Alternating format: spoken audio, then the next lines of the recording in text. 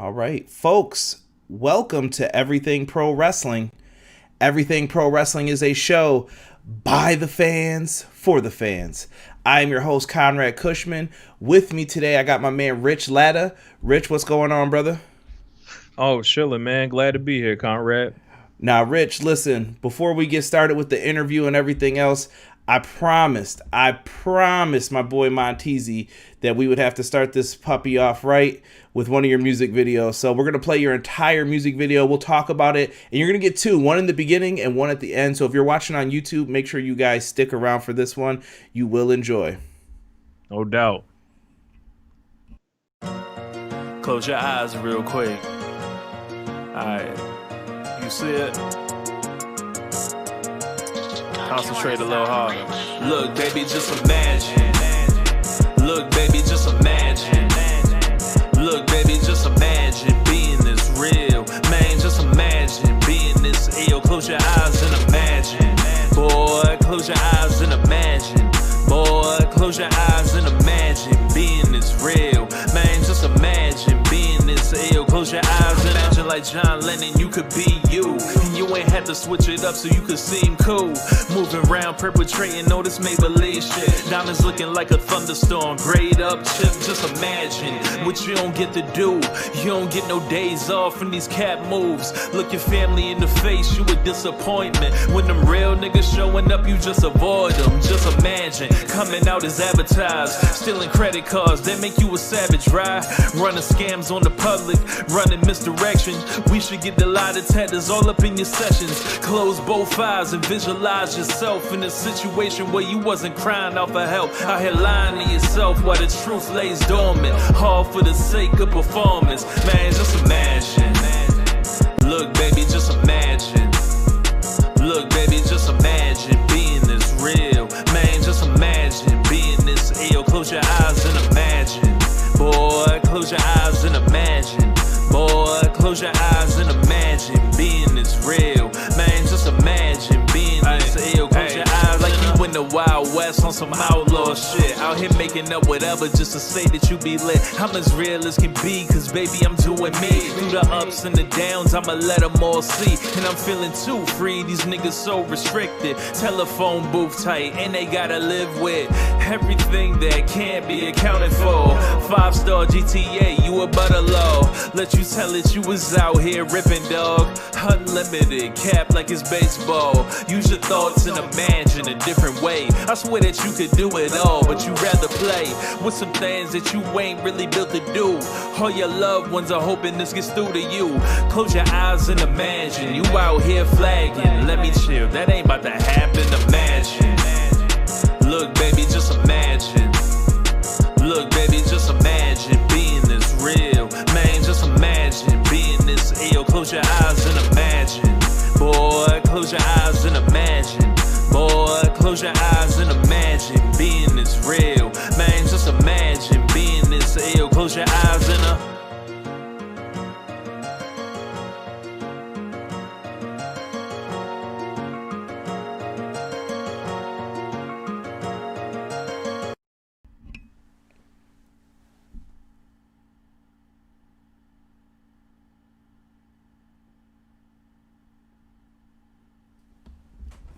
That's how we kick off the podcast with my man Rich, man. Rich, dope Yes, sir. dope video. I really was feeling the lyrics actually to the song. The main thing for this one was Montezi. Shout out to Montezi. What up, Teasy? Teasy wanted me to make sure I included that video in this podcast. So that one was for him. And I'm actually doing two. So I make sure that he's definitely happy when he sees this. But tell us about that song, Imagine, man. What was going through your mind when you wrote it? Like, tell us anything you want us to know about it. Yeah, so that song was so I had actually had a situation where I was working as an engineer for a couple, like probably about a year and a half, and I was, dealing with some artists who ended up, it didn't end up being a good experience at the end because something had gone wrong financially with it. There was a situation where I had to pretty much run them down for the money because they were trying to scam me out of money for their studio time and using fake cards and stuff like that. So a lesson learned there. But I was thinking about everything that I thought was whack about them. and it was like, imagine if you could really be yourself, because like, once you're around these folks, you kind of see, who they are, what they're really about. And, in my position, I pride myself on, my music being very authentic, being real, and there's a certain freedom in that. So I was like, imagine what it would be like for them to have that same freedom. Yeah, and I want to take this time to have you probably promote your YouTube channel, because I know that we're going to show a video that you guys just heard the music for. Absolutely dope. We're going to play another one at the end, and we'll wait until the end to talk about it. But I want you to kind of put over your YouTube channel, because I went through and I spent a whole day while I was at work preparing for this podcast, just listening to some of your freestyles, some of your songs, your breakdowns. Thank you. It's absolutely amazing what you have put together here. And I definitely think anybody in the wrestling community, like, you guys are going to be impressed when we start talking. Definitely recommend you subscribe, but just put over your platforms and stuff real quick, man. Yeah, man. If you guys want to see what I got going on, I host a podcast called One Nation Radio on the Social Suplex Podcast Network. A lot of great shows on there. My show's called One Nation Radio with my boy James, and that's kind of like, the hub for everything I do wrestling wise. But with the music, you can type Rich Latta into any streaming platform, listen to all my music. I make all my beats. And my YouTube channel, you just type in Rich Latta. You should just see the Rich Latta one, kind of a purple background. On there, I have like a series going right now called Family Music Life Deconstructed, which is a track by track breakdown of my last album that I dropped. And we're going through how I made the beats, the inspiration behind the lyrics, and then the actual like genius style breakdowns for each song. I'm doing different things, like making beats on the channel, releasing exclusive freestyles, dropping music on there. And I'd really like you guys to check that out. And I appreciate you, Conrad, for going through there and watching me just talk to the camera. In a lot of these situations, I'm offering advice to up and coming MCs, different things like that. Yeah, I don't know if you knew this, but a long time ago, I used to rap too. Many moons ago, many different lyrics ago. Things that if you ever find my mixtape, shout out to Derek in the chat. Derek was also in my rap group. He does the AEW podcast with me. But if you ever find like some of our like old stuff, I know if I ever run for politics or something, someone's gonna bring it up and be like, "But you said this back in 2008 when you were 24 years old or 21 years old." I acknowledged it. I've acknowledged it many times on the podcast. Say what you will. I was looking for the oohs and ahs, used to battle rap and different stuff like that, man. Yes, sir. Everybody's been to battle before. Yeah. I don't care who you are.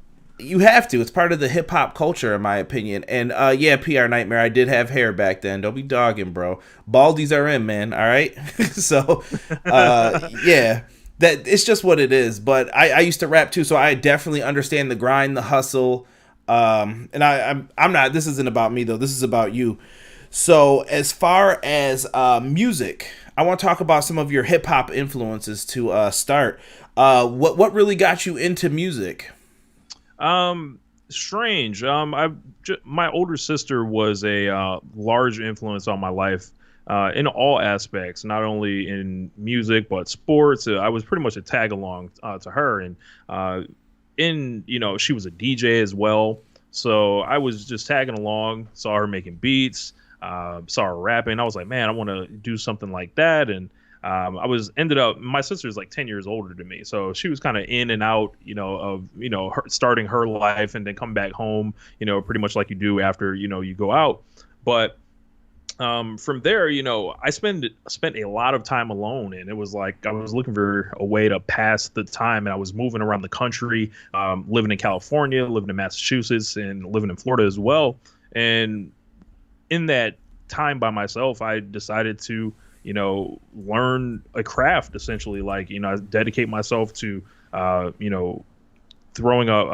dedicate myself to learn as much as I can about music, making beats. I was making beats since MTV Music Generator, so on the PlayStation 1. So it just started from there, and it was like, man, if I can ever get my beats to at an acceptable level, I'll just make all my own beats. And then I finally got there. I feel like earlier this decade. So with that, it was just looking at different rappers, like, you know, I was a big Rockefeller era.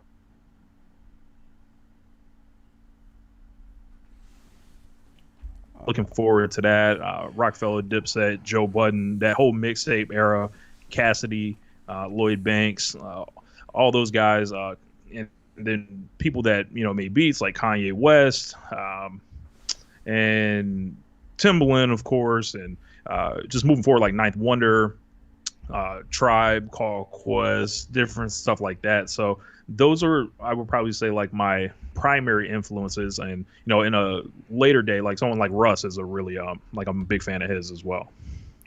Okay, I can respect that. Definitely sounds like we came up during like the same time with music influences and everything else. Definitely like a big fan of Fab, Cassidy. Yeah. You mentioned Dipset. Actually, Fab's the reason I started rapping. Yeah, listen, Fab also taught me the difference in hip hop. Everyone sometimes thinks you got to be one of the hardest rappers out, and you don't always have to be like that. Sometimes you got to put a song out for the ladies. There's a song for the club. There's a song for this. Right. There's a song for that. It's all marketing 101. Truthfully, when it comes down to music. Mace is another one who I always look towards for kind of my style. Like a lot of people, right. Derek in the chat will tell you guys, like sometimes people rap real slow and you're just like, dude, are you really feeling this? I'm like, yeah, absolutely I am. But he's like, it doesn't seem like it. And you know, all fat dudes rap about food and different things like that. It's just a specialty. It's just a specialty that we have. But hip hop is just something that's truly special to me. It holds a special place in my heart. Now, we talked about some of the musical influence that you have. What are some of your influences outside of hip hop? I would probably say just going through life every day can be an influence. It is like, yo, I'm working this job that I feel like is not promoting me, and I'm internalizing these things, these feelings I have. The NBA, I would probably say, you know, different guys that I identify with, like, as my favorite athletes, like Kobe Bryant. What's going on, everybody in the chat that's saying what's up? I was a huge Kobe fan all my life, and it was like, man, if I could like personify kind of what he brings to the game of basketball to what I do like lyrically, and you know, I think I'll be okay. So and I would say outside of my life, outside of rap, my mom played she was playing a lot of different music when I was growing up. I was lucky I had a cool mom. She would not only play music from her era, which was kind of like the Prince stuff and different types of jazz, but she also like rap too, which is like rare for, you know, folks. Like I'm 31 and my mom is in her mid 50s now, or late 50s. And then there's a weird thing about, I think, folks in like that were coming of age in the 70s, like if you catch them in the wrong year, they don't listen to rap at all. They think it's like noise and it's like nothing. But then if you catch them a couple years later, like my dad's on that noise part, and he recently started listening to rap. My mom always listened to rap, so it was always around me growing up. Listen to the Locks, Big, different stuff like that. So I was always hearing music. My sister, as I mentioned before, and you know, outside of, you know, strict influence from rappers, it was like just moving around the country, needing something to do, looking at how I can turn situations that I see, that I'm going through, that other people are going through, into content without even like realizing that I was doing it. Yeah, definitely. Interesting. My parents were the same way, kind of. My mother was always like real big into music, and a lot of the songs that I would listen to, she'd be like, "Oh, you don't know where that's from?" I'm sure you guys see all what you know about that. Yeah, exactly.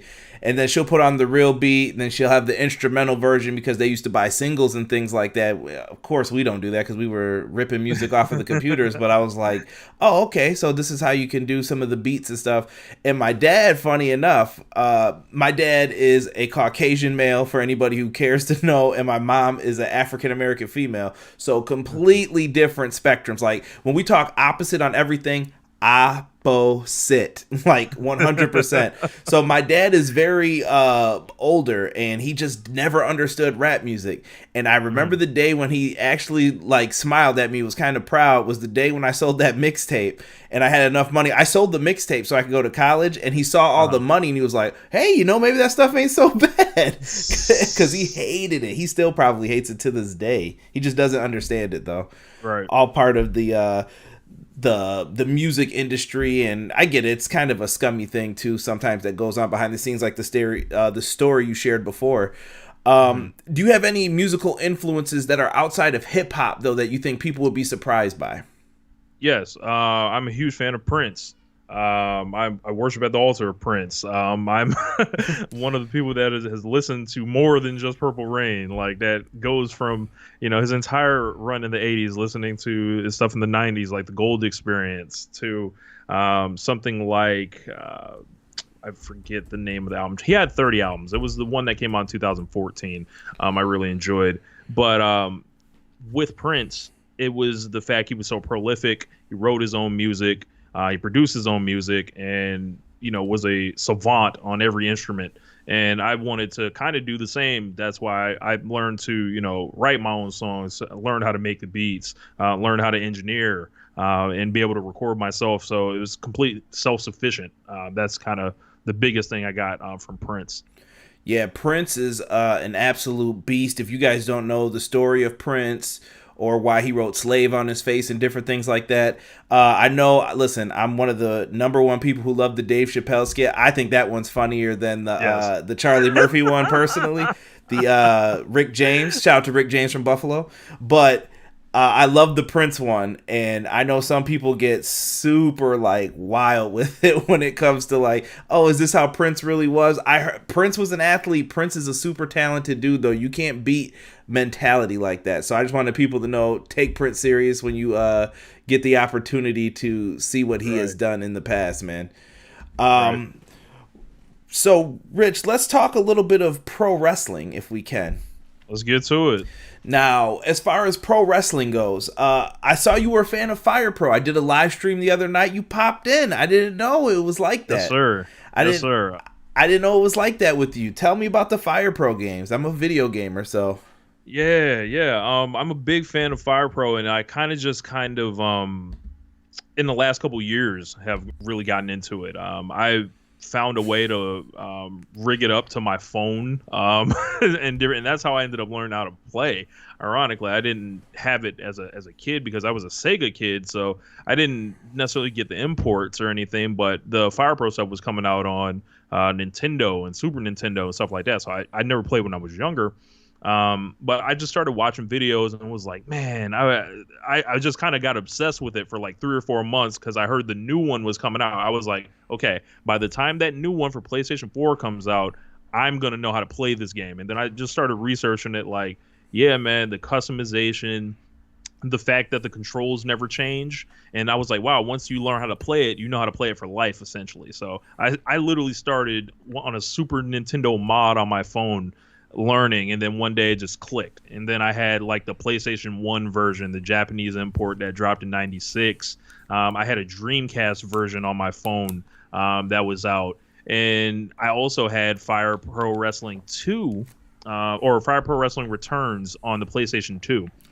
Yes. And I had that in the mid 2000s, but I didn't know how to play it then. I was like, man, I just don't understand. Like, I can't do any of the moves. I just beat my ass. So I never played it. I put it in the box, never played it again. Still had the game years and years later, put it in just to see if everything I was doing on the phones would translate. It translated. I was like, okay, I'm in now. And I just became, a big fan of the customization and the match quality and just having fun with it. Just downloading any wrestler I want and customizing it. So Fire Pro is definitely gets running on my PlayStation. No, Fire Pro is where it's at, bro. So you're a big video gamer then, I assume. Yeah, I play NBA 2K. I play the WWE 2K series. I also play there's another game I played Red Dead Redemption when it came out. So I'd probably say I'm a casual gamer, but I'd like to do it a little more. So did you see the AEW games announcement? I got to bring it up. I did. So what are you thinking now? I'm an old school fan, and I kind of got hyped for it. Not gonna front. Man. I spent many hours on the Nintendo 64 with my stepbrothers playing like WCW, NWO Revenge, World Tour, and later on No Mercy. And I think people have just held on to No Mercy so long as the standard that it's just like, man, you got anything's instantly going to be compared to it. Huge AEW fan, excited to see that someone like Kenny Omega is getting a chance to head this thing up. Him being a gamer, him understanding that legacy and that pressure. I think it's going to deliver, and I would be shocked if it doesn't. And I think it's going to be great. I can't wait to play it. Right.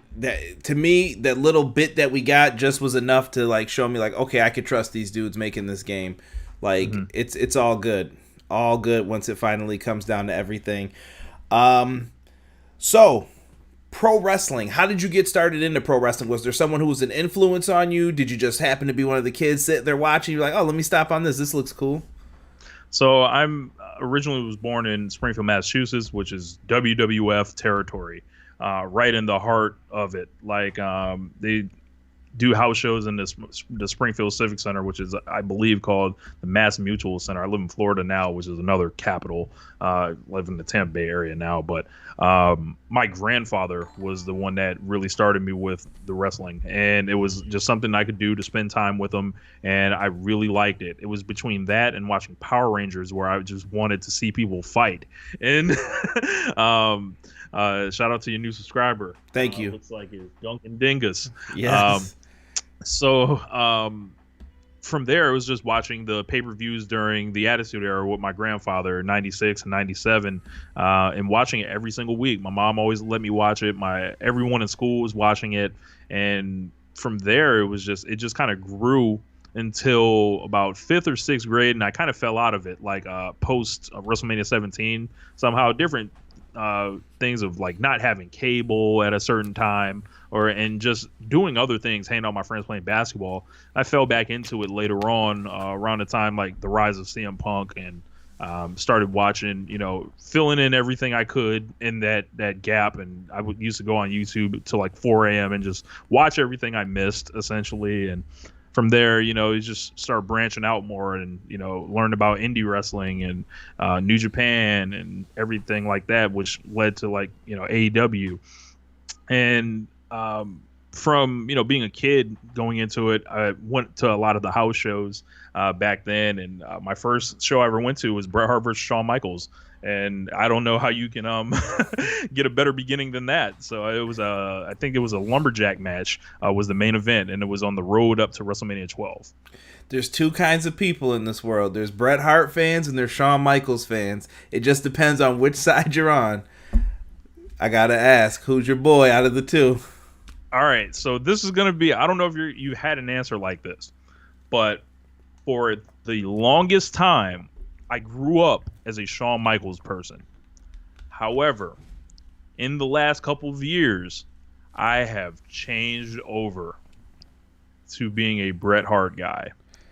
From reading his book, from meeting him, from realizing what Bret was doing, the pressure he was under to succeed. And when they were there at the same time, Bret was the actual top star. And I think Bret, just like what really sealed it for me was when that hidden match came out with what was his name, the hidden match, the famous one they put on the network, the one nobody knew about. Hold correct. on, I'm gonna look it up right now because honestly we have no reason to remember this dude's name from Rochester. Right. What is this match called? Go ahead, keep talking about it. I'll pull it up. Yeah, so I pulled that up, and I just see the simple way Bret Hart was able to put together matches to make these guys shine. And I was like, man, like you look at the guys that came after Shawn Michaels and the guys that came after Bret Hart, and it's like you can easily find someone more spectacular than Shawn Michaels, and that was the primary reason I liked Shawn Michaels the most. And then I'm like, well, there's Kenny Omega, there's Will Ospreay, like, and it's like, there's levels, but what I think that true greatness of Bret just shines through because he's so tough, he's so technically perfect, and he really felt like a hero. Like looking back on it, like in Tom McGee was the name for anybody. Tom McGee, that's it. Mm-hmm.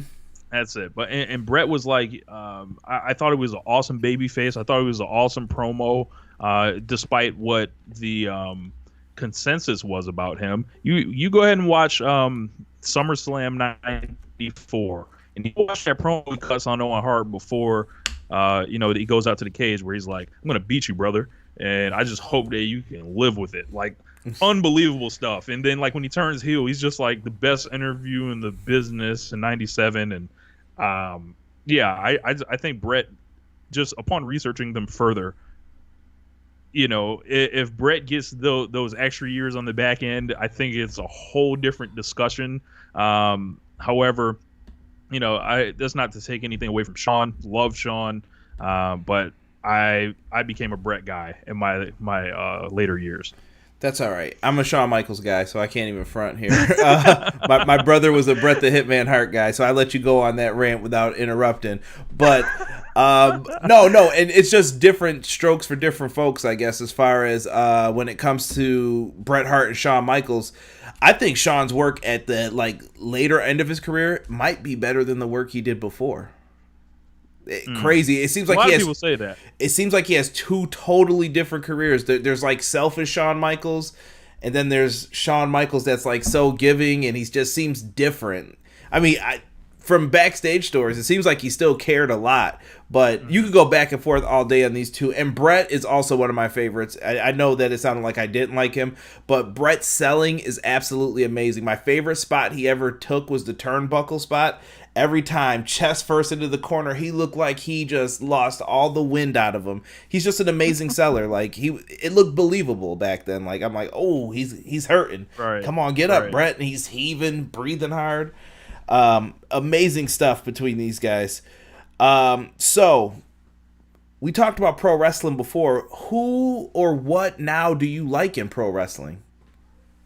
I would probably say like when it comes to like as far as who's my favorite wrestler, I would say Kenny Omega easily. Just recently he won the Observer Hall of Fame this past week, so that was pretty cool for him. I think he's just you talk about putting together matches and being spectacular and psychology, moves, drama, near falls. I think he's just the most complete guy going, and he's just a crazy moveset, everything like that. I'm also a big fan of someone like Shingo Takagi, just very hard hitting, and Tomohiro Ishii, who's like a god of wrestling, I would say. Big AEW fan. I've recently started watching. I've gotten introduced to Stardom by my boy James, which I started watching in 2019. I was a big fan of Arisa Hoshiki before she retired, but I will probably say, and the Young Bucks. I like fast-paced wrestling that's like high-flying and explosive. Like I'm, I can get your quote-unquote storytelling, but there's stories in those matches too. So I'm, give me all the moves. Give me the stars. So the flips, the PWG, all that stuff. I'm totally all in on that. No, I completely am with you on that. One of the biggest things that annoys me that people say about wrestlers, the Young Bucks and FTR, just ordered Full Gear. Thought that was a great match on the grading scale. If you guys look in the description box, you can see it for when we do the pay-per-view reviews. Had to give that match an A+. And a lot of people used to always argue like, oh, the Young Bucks don't tell stories in the ring. And I'm like, what are you talking about, bro? Their attires tell stories in that match. It was Lakers versus Celtics. It was basically saying we're both the greatest of all time, and tonight we're going to see who's the better team. Like, that was storytelling. His foot being hurt. There's so much in there, and I just get aggravated sometimes when people say that. So there is storytelling in that. And I was clapping for you, too. Shout out to my boy JPQ, who put me on to Stardom. #WatchStardom. He put me on, and Arissa was my favorite too. Instantly, as soon as I watched, I was like, "This is the girl." And then when she was done, my heart like sank. Yeah, into it my kind of soul. took some out of it. I haven't been as much into it since she's been gone, but someone that I do like that is kind of like I'm hitching my wagon to is Suri now. So she's a very hard kicking machine. Okay. So All right, I'm gonna take your advice and check that out then. I've been out of it too ever since she's been gone. I've watched it a little bit. I've dipped the toe in, but not fully all the way. But Stardom's great. If anybody has not watched Stardom Wrestling, absolutely amazing. What's going on, Sick? See you in the chat, brother. Thank you for joining. I guess we'll keep it moving here as far as pro wrestling is concerned. What is your favorite podcast that you've done so far? Man, I've been hosting a podcast since 2012, so it's very hard to narrow them down. But at the end of each year, the past couple years, we have myself, my co-host James, and Jeremy and Josh from Keeping It Strong Style, the ace of podcasts when it comes to New Japan Pro Wrestling.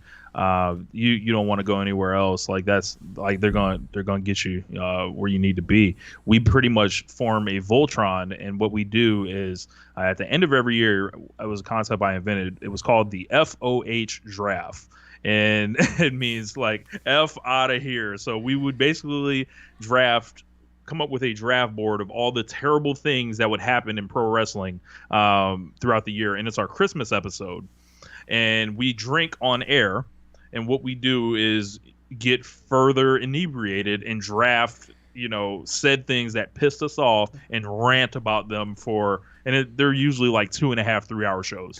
And we do it once a year. So that was that's any of those the last couple years. But I would probably say also the History of Social Suplex podcast that we did at the end of last year was like celebrating like 5 years of socialsuplex.com. I also interviewed Wale back in 2014. That was pretty cool as well. Yeah, Wale, big wrestling fan for those who don't know. One of his best freestyle I think I've ever heard from him, maybe off of the Razor Ramon beat. Love listening to that every once in a blue moon. Wale is truly amazing. So listen, Rich, we got to talk a little bit here. We always do a game on the show. Every time we have a guest on, it's called Word Association. I'm going to say a name. You can give your thoughts on whatever you want to say about it. How does that sound for a few things? Yeah, all right. That's cool, man. First thing, Aja Kong. I saw the shirt that you had on, so that was the first name I had to throw out in the video. Absolute legend. I wore that shirt for a reason. In that video, I was like, I want people to know that I love Aja Kong, and I thought it was a pretty cool shirt. I recently, during the start of the pandemic, I started filling in the gaps for some of the things I was always curious about in wrestling. One of the things was All Japan in the 90s. I started watching a lot of Kenta Kobashi. One other thing was I was like, okay, Manami Toyota. I need to watch Manami Toyota because I just never had. And then I was like, all right, I'm going to go through this playlist. I believe it was Tiger Driver put out a playlist. I was like, all right, cool. Started watching it.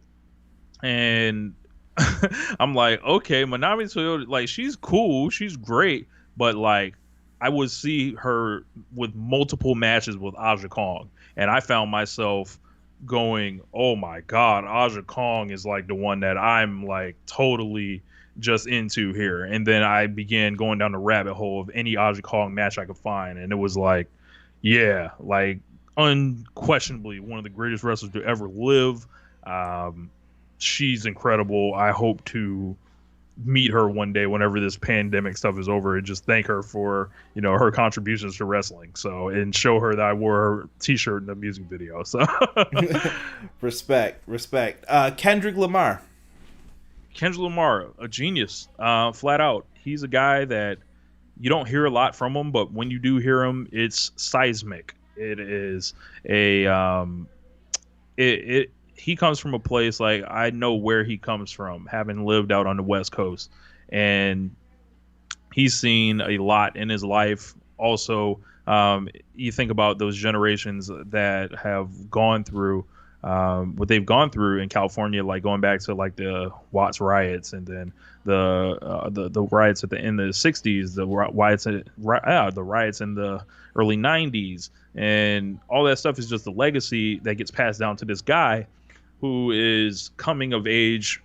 I believe he's around my age, and he is, I think, just one of the most special guys lyrically you'll ever hear. And he was, he's got his own way to present himself, and I think it's genius. Side question: favorite? Do you have a favorite album from him?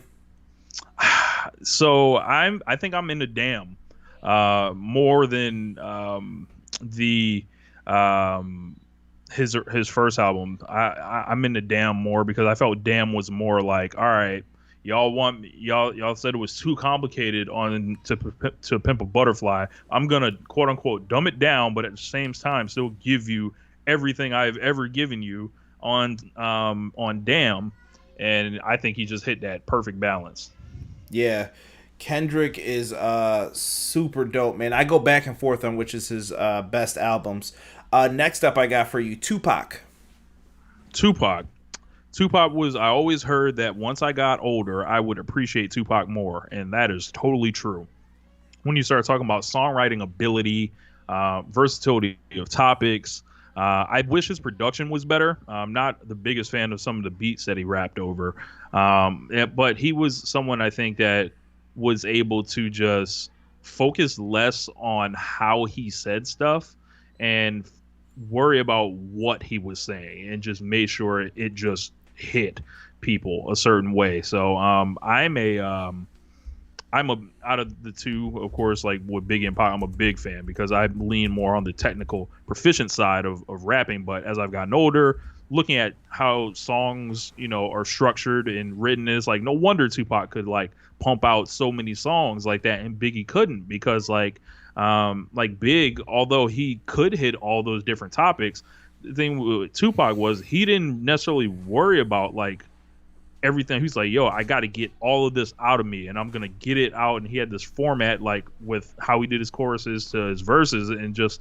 tie them together, and he was just able to turn that stuff around. Where Big, it was like, straight technical excellence, and it was like, all right, if I need to feel it, I need a certain beat. I thought Big's beats were better. But I think with Pac, he's someone that I've definitely grown to appreciate a lot more than I did, I'll say, about 10 years ago. Because I was like, he didn't even rap all that good. But, as I've gotten older, I think he's definitely like something like Temptations is one of my favorite songs from him. Okay. All right. Respect. I'm definitely a huge Biggie fan as well. I just got a new Biggie shirt. I wish I was able to rock it on the podcast, man, but I got to wash that bad boy first. So someone in the chat just asked about Big Pun, so I'm going to throw that out at you too. So I liked Big Pun, but I didn't like him as much as everyone else kind of did. I thought his singles were amazing, like especially the impact that he had on like the Puerto Rican community. I'm Black Puerto Rican myself, and I would see just the pride that he gave a lot of folks, and I can appreciate that for sure. Sometimes I thought he was a little limited subject matter wise, and I wasn't particularly impressed with like the length of his albums. I felt like they were too long. But as a just like, hey, get up on the mic and say something, he's as dope as anyone. Respect. Isaiah Swerve Scott. Yes, sir. My man Swerve. So I guess I can talk about this. So I produced 10 songs on Swerve and Montezi's new album.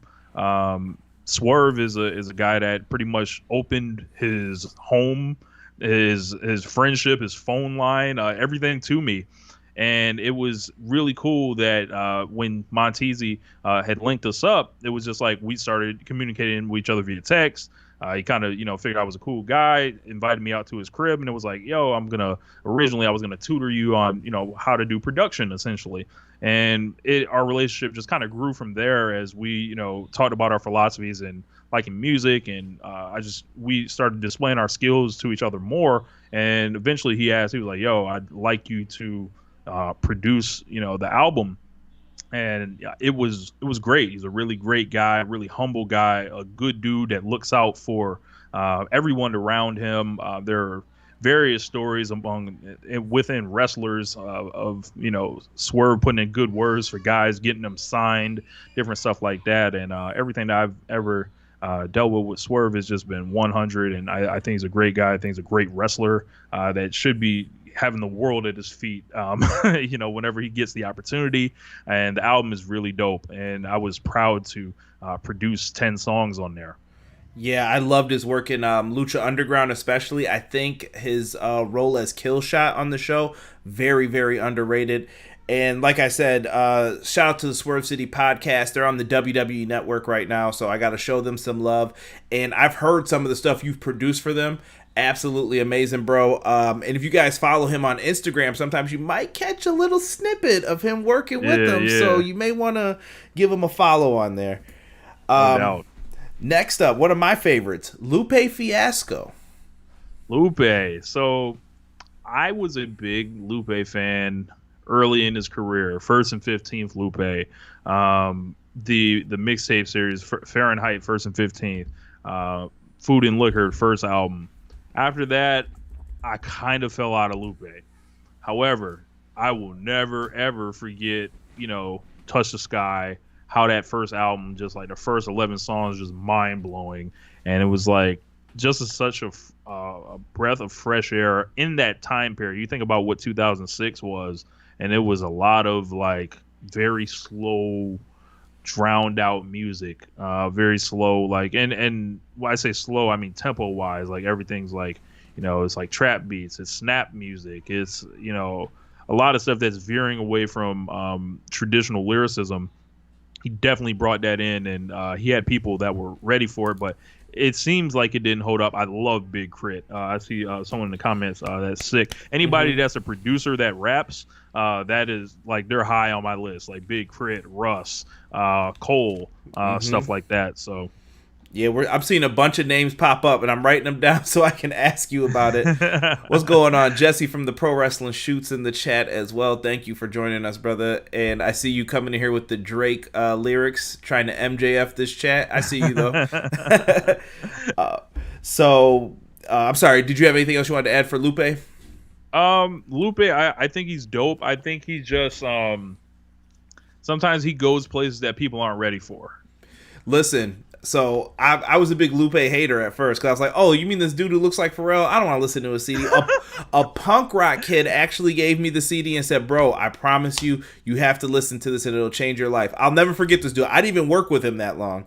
He was in a like great punk rock band.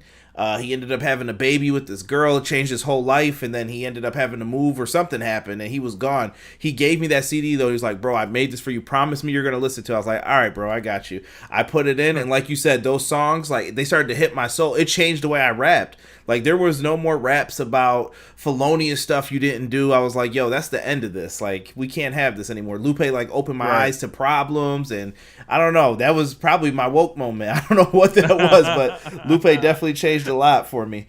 Now, I saw Joe Buttons, one of my other favorites. I love Joe Buttons, and I saw him trying to, like, dog Lupe's new single about the dinosaurs.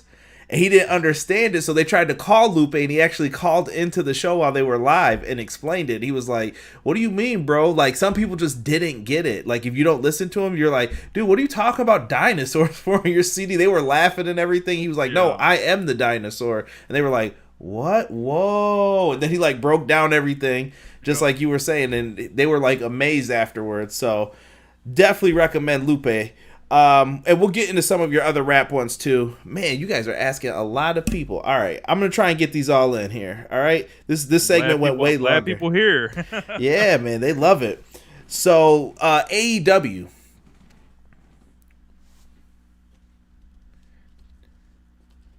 Did you catch me on that last one, Rich? Yeah, you said AEW. Oh, okay. Yeah. What are your thoughts?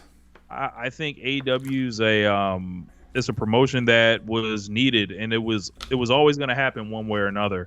But I think the right set of wrestlers are in there to not only change the business, they've changed the business forever, like as far as like people getting paid a certain way. lots of contract WWE having to spend money to either retain talent or chase talent now. It's another major league promotion for everyone to work, and I think is the best book promotion in the world now. Is New Japan's like, I don't know what they're doing after Dominion this year. I think it is a. I was very excited to see it happen, and it was. I felt like in 2017 there was something special brewing. I didn't know what it was. I always thought it was going to be New Japan coming to America, but as they kind of made missteps business-wise, and you started seeing WWE's TV deals get more, lucrative, it was like, man, it's a matter of time before somebody can break through. And I think these guys have broken through in about as good a way as you can. Dominated NXT, completely changed how a lot of people look at NXT now. Changed how NXT operates, and I think it's a they value long-term storytelling. I think from things such as like AEW Dark, you can get invested in a guy like Lee Johnson, I feel like. and it's like, man, when he gets that first win, it's like he's over the hump. So there's a lot of great tiers from, the folks that are on Dark up to someone like Chris Jericho is there. So, and that's where my favorite wrestler wrestles. So Kenny Omega and then the Bucks. So you can't go wrong with the Elite. No, dude, you are 100% on that. I'm gonna hop in here with some more rappers, guys. I'm gonna do a couple more, and then we'll keep it moving though, because I saw some people had regular questions for you in the chat too. If you guys got regular questions for them, wrestling, hip hop, line them up for us, and we'll try to answer what we can. J. Cole was next. J. Cole, a guy that I have gotten a lot of comparisons in my personal life to, like as far as like the style of music I'll make, the self-production, all that. I think Cole's a god MC, flat out. To keep it that in-house for that long, to be that successful, just doing it his own way. And he started realizing I think he like shifted the game when 2014 Forest Hills Drive came out. It was like, all right, there's no single anymore. It's just the music. I'm just going to put it out. I know my fans are going to be there. And then everyone else followed. And it was like, oh, my God, it's an eye-opening thing. I think Cole showed tremendous growth. And I see, I want to say Cole's maybe 4 years older than me. So maybe we were in high school at the same time. So I see a lot of like his evolution and my evolution have mirrored each other in where I'm a step behind. Wherever he's going, chances I'm headed there in like 4 years. Good comparison for that. Yeah, that's one of my favorite things about J. Cole, just watching him grow up. I feel like I grew up with him because I was in maybe end of high school, college when you first started hearing his name. And then all of a sudden I'm like, oh man, I'm grown now and I'm at his shows. And sometimes I'm like, man, this is pretty dope, man. And to think I was listening to this dude around the same time. And like I said, we're pretty close in age too. And I was just like, man, that's really dope, man, to see how far he's come. Biggie was on my list for later on here, even though you kind of shed some light on him before. Yeah, man. I pretty much learned the kind of rapper I wanted to be by listening to Life After Death. I was like, I want to be cool, but I wanted people to know I can rap, and I want to make dope songs. I want to make hits, and I want to make, stuff for the streets, stuff for rappers. Like, I just feel like Life After Death is so great. And in addition to Ready to Die, of course, you start talking about like who's the best ever touched the microphone. You start watching those old big videos and think about how young he was and just a master of flow and cadence, the voice, and it's just, I think he was I think Big's the best rapper there's ever been. He's definitely top 5 for me. That's why I had to put him down on here. Tech 9 popped up earlier from Jesse. I can't say I'm too versed in Tech 9. I definitely respect his independent grind I've known about for years, like as far as like what he's done with his own company as an independent artist. You can't like do anything but salute that. I know he's a guy that does a lot of the fast flow. But I haven't heard enough of his music to make a proper judgment. Okay, I can respect that. Lil Wayne. Wayne, interesting. I feel like he Wap, was wap, somebody. wap, drop it like it's hot. Yeah, I feel like with him, there were a lot of distinct. It's like, what Lil Wayne do you like? Do you like Hot Boys Lil Wayne? Do you like Lil Wayne from the Squad? Do you like the Carter Lil Waynes? Do you like the mixtape, the Drought Threes, and No Ceilings? That's actually my favorite version, like the No Ceilings Drought 3 version, because he's a hip hop monster, very keen, like, sense of, what his fans were looking for, and they were looking for everything he was consuming or putting out to be consumed at the time.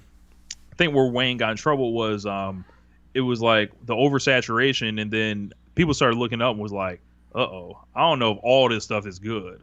So I think he got oversaturated, and he kept running into legal issues. But I think for a short period, like a period of I want to say maybe like 2006 to 2010, he was dominating, like in a way that as big as anyone ever has. Just million records out the gate, features everywhere. It was like the modern, like, if you want to be prolific, Wayne, like, and I like to be prolific, I studied Lil Wayne's playbook. Yeah, I'm just laughing at the chat. I'm sorry if you guys heard me laughing in the background. I just saw the black is hot. The black is hot. Ha, ha. Y'all leave it alone, man. All right, I have 500 degrees. Don't judge. All right. Let's do. I got 3 more for you, and then we'll end this segment. New Japan Pro Wrestling. New Japan. I think it's throughout the last decade, it was like from like 2012 to up to the Tokyo Dome this year. It's just like, what more do you want in a wrestling promotion? Like, it's just great matches on top of great matches on top of great booking on top of star creation, replacing guys, elevating dudes, and making worldwide superstars and showing you how to have a legend make a new top star, showing you how that top star can help the rest of the guys that are there. I think they've run into some trouble this year, as nothing lasts forever. With the choice to start going with Evil. I think a lot of the guys are older on the roster, and they've been through physical wars throughout the last 8 years. But those 8 years, that's a real golden era that is on par with anything ever seen. It's our version of All Japan, the 90s, or Noah, and I don't take that like period like for that we just went through for granted. I was just so happy in the moment, and I was trying to appreciate every moment in 2017, 2018, 2019, and all this stuff was happening. I was like, man, I don't know when it's going to end, but I feel like we're clearly in a new era right now with New Japan. They've got a lot of new people they're trying out, but from 2012 to 2019, it don't get much better than that. No, you're definitely not lying there, man. Those Wrestle Kingdoms have been absolutely crazy. And I'm crazy if I'm staying up till 4 a.m. to watch a show live usually. Right. Love New Japan Pro Wrestling and what they do and the storytelling in the ring. Last 2 here. We gotta talk about my boy, Teasy Scott, Montezi. Woo, Montezi. So, like, I spent a lot of time with Montezi throughout this year, so I actually met Montezi on a interview on my podcast network of my boy Floyd Johnson, who had it set up. He's a big fan of Cody, and at the time Montezi had dropped a Cody song. He was like, "Yeah, I'm gonna interview Montezi, but I want you to come on with me because you're kind of like the music guy on the show, and you could talk to him." So we get on there and we talk, and what's happening is something like when you're talking to somebody that knows. Like, you're connecting, like, oh, this person really knows their stuff. And that happened. And in the conversation, we found out we lived not too far from each other, about 20 minutes away. And then we started, like, linking up. And eventually, he introduced me to Swerve. We started, going through each other's, catalogs and displaying our skills to each other, like me and Teasy, and find out, we're both, like, really, like, we're, like, East Coast lyricists at heart. We've adapted, we're roughly around the same age, and we love wrestling, and we've got our own visions. And it was like, okay, he's like someone with a lot of veteran experience in this game, like I have, and someone to, kind of pass those ideas off of. And he kind of gave me something to be a part of throughout this year that I was always able to look forward to in the times of, this quarantine period and the pandemic and everything going on. So with Teezy and Swerve, like, that's why I was so happy to contribute to their project. And I can't say enough good things about Montezi. A great guy, great rapper, and check out, Erica's son is coming, so do not miss that. So I think he's, he opened pretty much his ears and his the stuff he was connected in and tried to bring me in because he knew that, he saw some talent in me. So I can only appreciate him for that.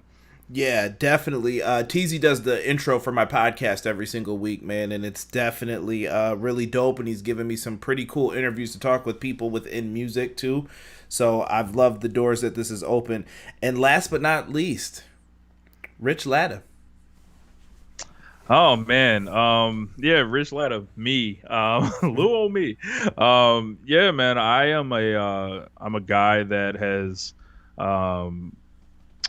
lived all over the country, that enjoys wrestling, that enjoys rap, that enjoys sports, that enjoys talking about different things, like anything that, my philosophy is on, why this person's album resonated in a certain way at this, particular moment. As far as, with me, I'm a rapper. I produce, I engineer, mix everything pretty much myself, and I'm a self-sufficient kind of guy, and I am someone that I'm just trying to get people to listen, and I'm very confident they will, and I think that I put myself 100% into whatever I have my focus on. If I wanted to be a great column writer, I could be, because I was like, okay, I did it. I was able to have 1 million views on a column before. If I wanted to host a podcast, all right, I can do it. What's stopping me from learning how to do it? So I would just say Rich Latta is a guy that if he wants to do something, like as far as like, creatively, I'm going to find a way to figure it out, do it myself. I'm going to set it up in, my room and figure it out. So, and when it comes to these raps, I ain't to be fucked with. Like, can I curse? Right? No, you're good. You're good on that. You're good. Listen, this is a free talking area, man. I want you to be authentic, you. Yeah. We got a question in the chat from PR earlier that I wanted to ask. You said, who's your favorite tag team? Favorite tag team? The Young Bucks, 100%. And I would probably put the Usos right behind them. And I say that because I think the Bucks have so many great matches. It's backbreaking, the amount of great matches they have. Pull up their cage match page. It is just incredible. Like you look at all the great matches they've had. They've drawn everywhere they've been. They had a company start because of them. Champions in every promotion. Just master marketers and like DIY type things. I'm a very big fan of DIY type people, like whether they're rappers or in the Bucks case, like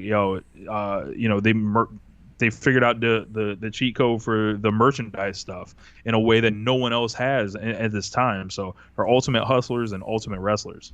Yeah, that's definitely one of the things that I can respect. And the thing I love too is we bet on ourselves. Bet on yourself Right. every time, because you won't disappoint. You can make your own rules then. You're not sitting there waiting for somebody to give you a handout, kind of, It's a good Right. feeling to be like that. Rich, I got to thank you so much for doing this interview, bro. I know I kept you for an hour. For having me.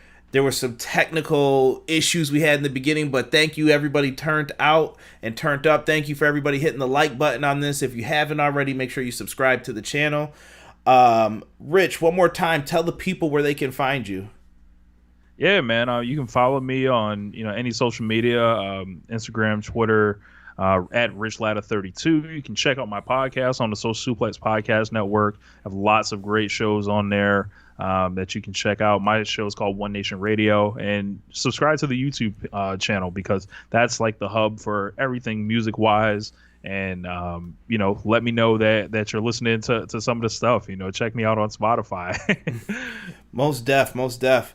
In the description box, I do have Rich's link tree in there, so you guys could click on all of his stuff. So if you're interested in one platform or all of them, give him a subscribe and a follow on those. Rich, for the exit music today, we are going to play Straight Snappin' 3 at your request. I kind of want you to give a lead into this before we play it. What do you want the people to know about this? Yeah, man. So I have a series called Straight Snappin', and this is the third version of that. I usually put them out every couple years. It seems like the pattern's been.